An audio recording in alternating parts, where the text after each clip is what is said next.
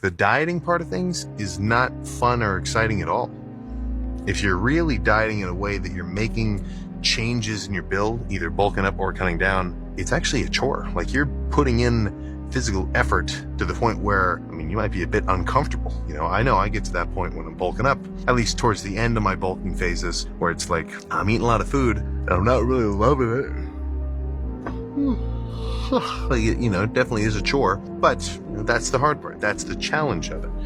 So if you want the reward of whatever dieting phase you're going to lock yourself into, then you have to go through the difficulty of sticking to it, which really is what gives it its value.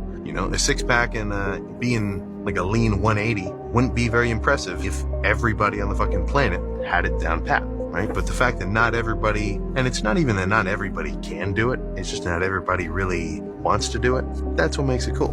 The leaner I get, the more susceptible I'm going to be to any kind of tweaks or injury. There's not as much of a buffer.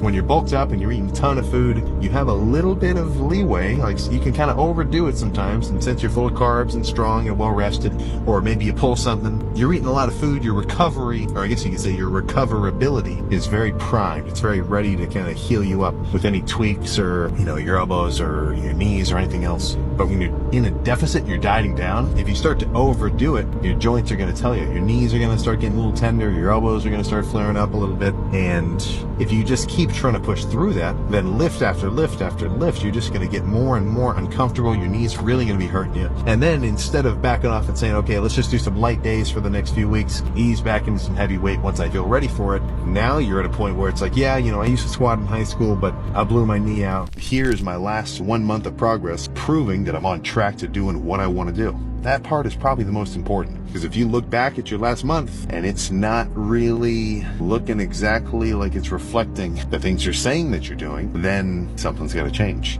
And a month is not that, it's not that short of a time period.